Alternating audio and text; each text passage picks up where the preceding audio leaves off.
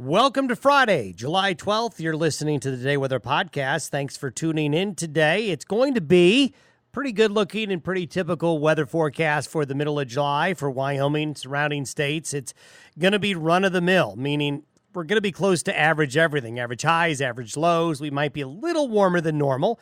This is our first real bona fide stretch of consistently warm summer weather we've had. It developed here late this week. It actually got pretty darn hot in many areas yesterday, and it is going to be pretty warm. We've got 80s and 90s in our forecast temperature range for all of Wyoming, Nebraska, South Dakota, and Colorado. We're looking at, however, an uptick in thunderstorm activity. Thunderstorms took a break yesterday in many areas, although last night and early this morning, western South Dakota and northeastern Wyoming had thunderstorms again.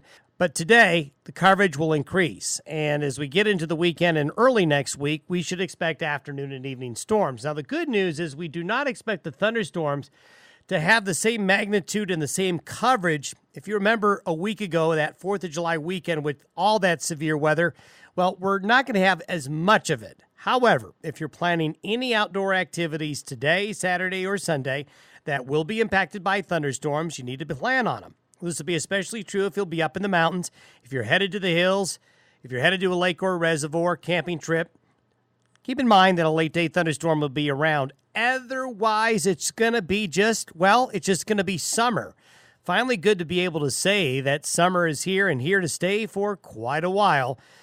Looking in the next week really doesn't look that much different. We'll continue with very warm temperatures, occasionally some late-day thunderstorms, but even next week, the amount and the coverage of thunderstorms will be low. Now, if we were to peer out a little longer, the week after next, we do expect an uptick in thunderstorm coverage. Of course, the week after next is Cheyenne Frontier Days. That always seems to traditionally be more wet, and you know what, this year?